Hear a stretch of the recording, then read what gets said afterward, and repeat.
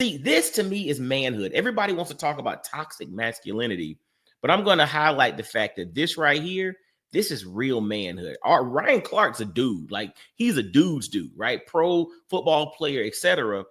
But when he said, I could have done something differently, and I'm man enough to admit that, that's an example of masculinity. That's an example of manhood. Manhood is admitting when you're wrong, right? And I want to throw another example because his one of his co-stars, Channing Crowder, had a very similar thing where Channing, let me highlight it here. Channing, kind of got into a little scenario on a platform where he was talking about Bill Belichick and his girlfriend or what, or the lady that he's dating. And he came back and said, you know what? I shouldn't have said that. Again, this is an example of manhood, like being able to admit when you're wrong. And to me, examples of punks are individuals who will never admit when they're wrong.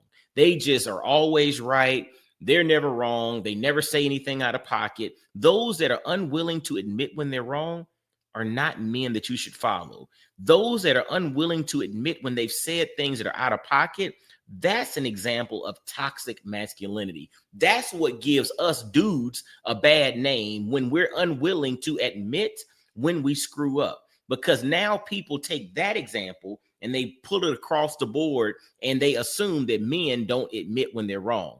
But I'm going to tell you right now, Channing Crowder and Ryan Clark did an amazing job of admitting that, they could have done things differently. And this is something that we need to copy and paste in the playbook of being men. Admit when you're wrong. When you're in reflection, when you screw up, say, listen, I could have done things differently, right? But do not follow suit with others who are in high leadership capacities who refuse to admit when they do something wrong. Okay?